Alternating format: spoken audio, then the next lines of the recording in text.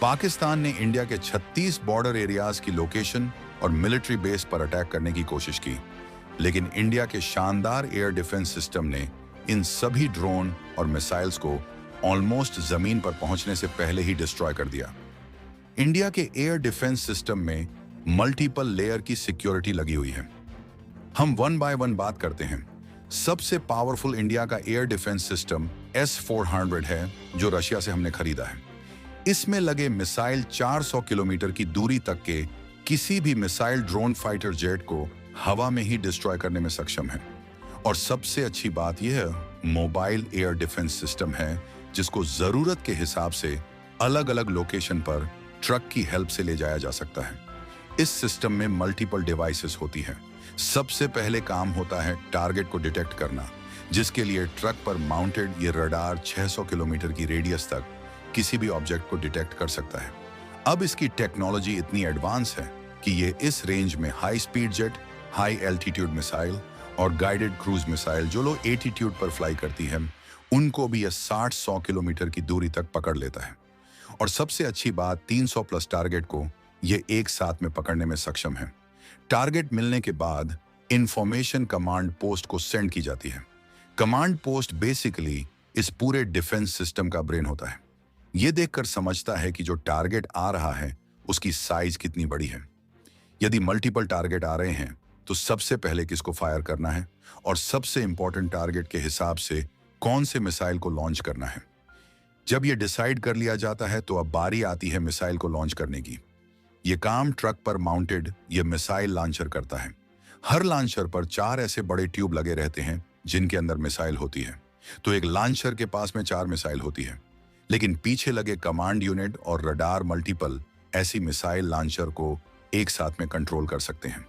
तो एक जो स्क्वाड्रन होता है उसमें टोटल 8 से 12 लॉन्चर यूनिट होते हैं।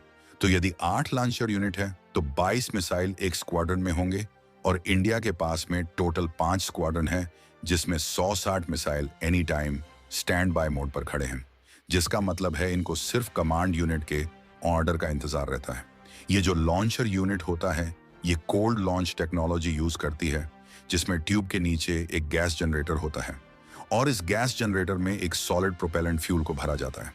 तो जब मिसाइल लॉन्च होती है तो इस प्रोपेलेंट के अंदर एक हल्की चिंगारी से आग लगाई जाती है और यह प्रोपेलेंट इस टाइप का होता है कि यह कम टेम्परेचर पर जलने लगता है और हाई गैस आउटपुट देता है, जिससे कैनिस्टर के नीचे की साइड में हाई प्रेशर जनरेट होता है। लगभग 50 से 100 बार का प्रेशर जनरेट कर देता है। यह प्रेशर पिस्टन पेड पर जाता है और पिस्टन पेड ऊपर उठने लगता है मिसाइल को लेकर। सबसे पहले प्रेशर से ऊपर का जो कैप है वह ब्रेक होता है और मिसाइल बाहर निकलती है। यह प्रेशर इतना ज्यादा होता है कि यह मिसाइल को 20 से 30 मीटर तक ऊपर फेंक देता है। उसके बाद में मिसाइल के अंदर सॉलिड प्रोपेलेंट फ्यूल होता है, वह बर्न होना स्टार्ट होता है और मिसाइल अपने टारगेट की तरफ बढ़ती है। ये जो लॉन्च कैनिस्टर होते हैं ये टोटल 4 टाइप की मिसाइल को लॉन्च कर सकते हैं। इसको आप यहाँ पे देख सकते हो। इन सभी की अलग अलग रेंज होती है। तो टारगेट की दूरी और साइज के हिसाब से किस मिसाइल को एलची करना है ये कमांड पोस्टर लॉन्चर यूनिट को बताता है। इसके हिसाब से फिर लॉन्च किया जाता है। यहाँ पर हाईएस्ट मिसाइल की रेंज 400 किलोमीटर की है, लेकिन हमारा जो रडार है वह 600 किलोमीटर तक देख सकता है। तो फ्यूचर में यदि हमारे पास में और पावरफुल मिसाइल आती है तो उसको यह सिस्टम आराम से संभाल लेगा। लेकिन यहाँ पर जो मिसाइल है उनमें से कुछ मिसाइल ऐसी भी है जिनमें एक्टिव रडार सिस्टम नहीं होता। इनको रेगुलरली गाइड करना पड़ता है कि आपको किधर जाना है और कहां पर एक्सप्लोजन करना है। तो फिर इस मिसाइल को गाइड करने के लिए फायर कंट्रोल रडार स्टेशन होता है। एक जो स्क्वाड्रन होता है उसमें 6 फायर कंट्रोल रडार यूनिट होती है और यह कंटिन्यूअसली मिसाइल को फीड करता रहता है टारगेट की लोकेशन और उसी के हिसाब से फिर मिसाइल आगे बढ़ती है। अब ये जो मिसाइल होते हैं ये लॉन्च होने के बाद में मार्क 5 से मार्क 6 की स्पीड पे चलते हैं। तो इतनी स्पीड पर ये लगभग फाइटर जेट ड्रोन और मिसाइल्स को पकड़ लेते हैं और इसी स्पीड पर चलते हुए टारगेट से टकराते हैं और इसमें लगा प्रॉक्सिमिटी फ्यूज प्रोपेलेंट को एक्टिवेट करता है और एक जबरदस्त ब्लास्ट करवाता है। लेकिन यहाँ पर कुछ इंपॉर्टेंट चीज है। ये जो चारों यूनिट मिलकर एक सिस्टम को कंप्लीट करती है, ये चारों अलग अलग जगह पर होते हैं जिनकी लोकेशन जनरली किसी को पता नहीं होती। तो पाकिस्तान के जितने भी मिसाइल्स और ड्रोन आए थे उनको इसी सिस्टम ने हवा में ही डिस्ट्रॉय कर दिया। लेकिन एक बात सोचने की है, यदि मान लो कोई छोटा ड्रोन आ रहा है और उसको यदि हम मिसाइल से उड़ा रहे हैं तो ये कोई समझदारी वाली बात नहीं है, क्योंकि 5 रुपए की चीज पर 100 रुपए खर्च करना थोड़ा अनफेयर लगता है। तो फिर हमारी गवर्नमेंट ने और भी एयर डिफेंस सिस्टम की लेयर्स को इसमें ऐड किया, जिसमें सबसे पहले नाम आता है आकाश एयर डिफेंस सिस्टम।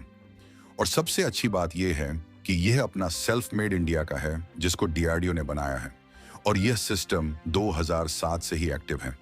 यह सिस्टम टोटल 3 मिसाइल्स यूज करता है और तीनों की आप रेंज देख सकते हो, जिसमें मैक्सिमम रेंज 70 किलोमीटर है। इस सिस्टम की स्पीड S-400 वाली मिसाइल से लगभग हाफ है, मार्क 2.5 तक। अब जो मिसाइल की वर्किंग होती है वह लगभग सभी की सेम ही होती है। मिसाइल के आगे के पोर्शन में इनका नेविगेशन सिस्टम और कंप्यूटर सिस्टम होता है। सेंटर में वॉरहेड होता है जो फाइनली टकराने के बाद में एक्सप्लोजन करता है, और लास्ट में सॉलिड प्रोपेलेंट मोटर होता है जो मिसाइल को आगे बढ़ाते हैं। अब ऐसे जो मिसाइल होते हैं जिनमें ऑनबोर्ड सीकर सिस्टम नहीं होता है, ये बेसिकली खुद से टारगेट को ट्रैक नहीं करते हैं। ग्राउंड से रडार इनको इंफॉर्मेशन देता है कि आपको कहां और किधर जाना है। और इस चीज का इन मिसाइल्स को फायदा भी मिलता है कि यदि कोई जेमर सिस्टम लगा हुआ है तो वह इसके सिग्नल को ब्लॉक ही नहीं कर पाएगा, जिससे मिसाइल कंफ्यूज नहीं होगा और अच्छे से टारगेट को उड़ा पाएगा। अब ये जो सिस्टम होता है, इसके पास में अपने रडार और कंट्रोल यूनिट होती है जो 25 किलोमीटर के एल्टीट्यूड तक टारगेट को हैंडल करता है। इसके बाद में सिक्योरिटी की नेक्स्ट लेयर, जिसमें medium range surface air missile system भी इंडिया के पास में अवेलेबल है, जो फास्ट मूविंग ड्रोन के हिसाब से ऑप्टिमाइज्ड है और 70 से 100 किलोमीटर के एरिया में अच्छे से काम करता है। जय हिंद।